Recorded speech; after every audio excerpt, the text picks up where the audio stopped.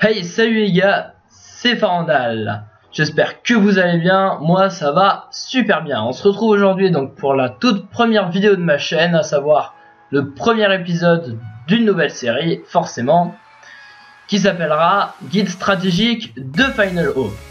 Alors, le guide stratégique de Final Hope, ce sera une série en 5 épisodes, qui montrera tout simplement en fait un replay très détaillé, vraiment très détaillé d'une compo qui va marcher à tous les coups, mais vraiment à tous les coups sans exception.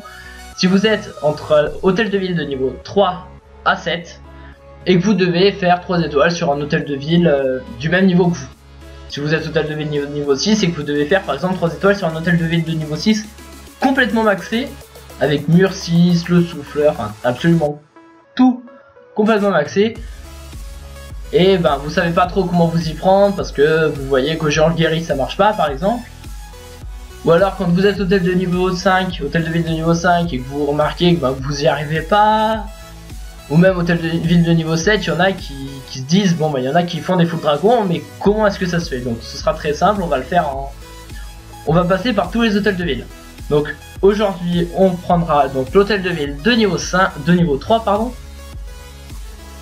Donc on se retrouve tout de suite sur le village à attaquer. Donc vous voyez, bon, c'est un HDV 4, mais toutes ces défenses sont des défenses d'HDV 3 maxé ou quasiment maxé. La mortier niveau 2, mais bon, c'est pas... Vous verrez dans la compo, ça va vraiment pas nous gêner. Donc alors, en parlant de compo, la voici. Donc on va prendre 2 6 à 7 géants, parce que je considère que vous ne faites des GDC en étant HDV 3 que quand vous avez au moins 60 places dans vos camps. De toute façon, les 60 places dans vos camps, vous aurez pu les avoir pendant le jour de préparation. Donc pendant le jour d'attaque, vous aurez au moins 60 places. Donc 60 places, vous prendrez 6 géants. Donc 6 à 7 géants suivant votre nombre de places. 30 à 35 archers. Et donc dans votre château de clan, vous prendrez 2 ballons. Nous, on utilise des... On se donne des troupes complètement maxées parce que on peut se donner des ballons 6, des cochons 5. Bon. Donc nous, on prend des ballons 6. Vu la simplicité de la technique, en hôtel de ville de niveau 3, vous n'aurez pas besoin d'avoir de très gros ballons. Mais bon. Donc voilà, si vous avez 60 places, je vous conseille 6 géants et 30 archers.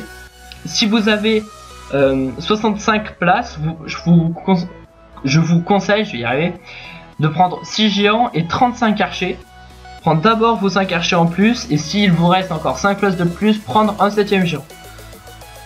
Dans ce cas de figure là, donc on aura 3 phases d'attaque. Alors moi j'ai considéré que j'attaquais avec quelqu'un qui avait des troupes complètement maxées, hein.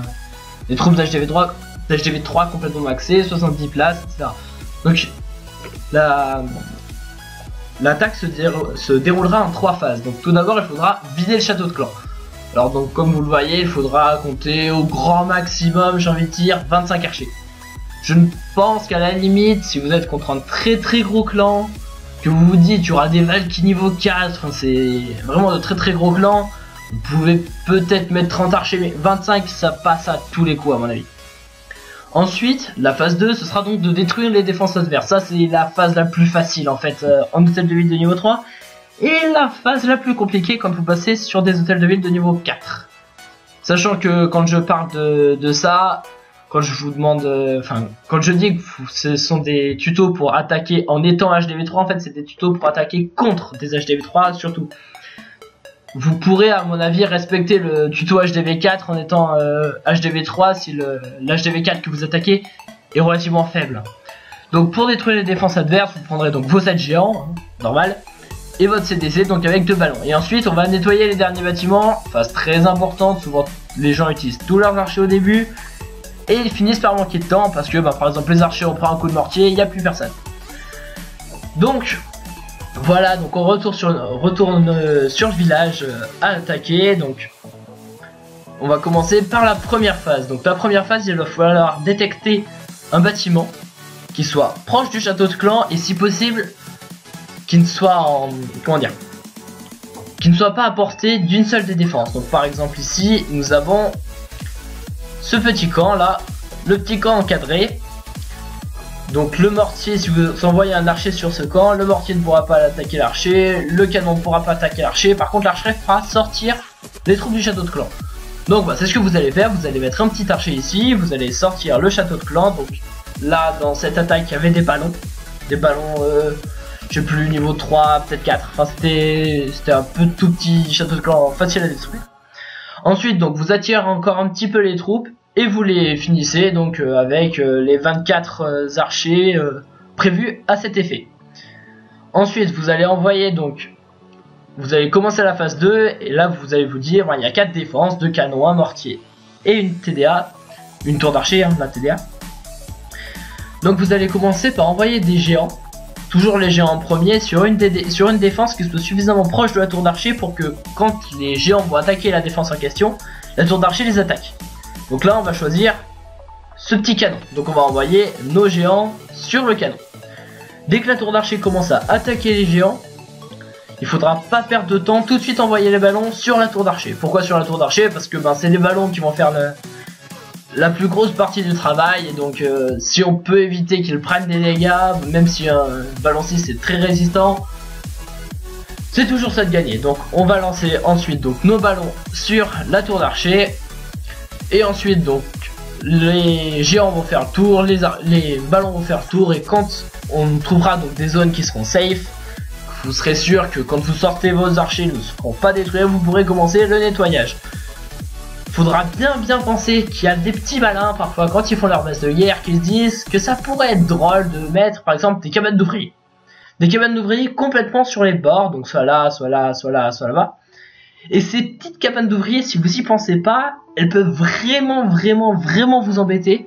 Parce que elles vous font perdre un temps qui peut parfois être vraiment précieux.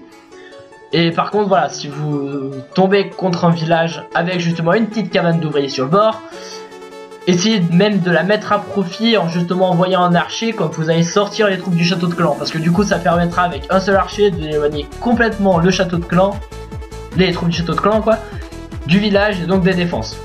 Donc ici vous voyez 5 archers au côté de la caserne, 5 archers côté de la cabane d'ouvriers. Et ensuite vous laissez faire, hein, vous attendez que ça fasse 100%. Bon, la partie théorique étant terminée, on va passer à la pratique. Donc, journal de guerre, événement de guerre pardon, donc l'attaque de Farengar sur le 31. Voilà, donc on retrouve le fameux village, donc on va attaquer avec... Donc qu'est-ce qu'il va commencer à faire? Il va lancer un archer donc sur le camp, comme prévu. Donc il y a ces fameux ballons qui en sortent. Donc il peut prendre son temps, hein, comme vous le voyez, il a mis 1 minute 10 globalement à faire à peu près l'attaque, 1 minute 10, 1 minute 15. Il avait 3 minutes pour la faire, il était très large en temps, mais vous verrez c'est parce qu'il attaque très vite et c'est ce qu'il faut faire. Il faut vraiment ne jamais perdre le moindre temps. Donc là il continue d'éloigner les ballons. Là il envoie tous les archers prévus, donc il avait prévu 25 archers, il envoie 25 archers. C'était peut-être beaucoup, donc là hop, tout de suite, vous voyez là il vient juste de détruire le ballon, qu'il a déjà envoyé les géants. Donc là il envoie les géants, là les géants viennent juste d'attaquer le canon et qu'est-ce qui va arriver? Le château de clan. Il va pas perdre de temps, vraiment. Le but de son attaque justement c'est d'éviter de perdre de temps parce que du moment que les ballons sont lâchés et que le château de clan ne peut plus vous embêter, le seul truc qui pourrait vous emmerder c'est le temps. Ces fameuses 3 minutes qui vous ont tous fait perdre, je suis sûr que ces 3 minutes vous ont tous fait perdre des étoiles. Des trophées, des étoiles en GDC, dans tous les cas. Ensuite, donc il va envoyer donc ses archers en 2 groupes. Pourquoi en 2 groupes et pas en un? Tout simplement parce que s'il y a 2 bombes au même endroit, et il y a un groupe qui saute. Donc s'il y a 2 groupes de 5 archers, c'est 5 archers qui sautent. S'il y a un groupe de 10 archers, c'est 10 archers qui sautent. C'est un gain de temps, c'est histoire d'être sûr, hein. Après de toute façon ce n'est pas ça qui va vraiment changer la donne. Ça c'est vraiment de l'optimisation pour gagner quelques secondes.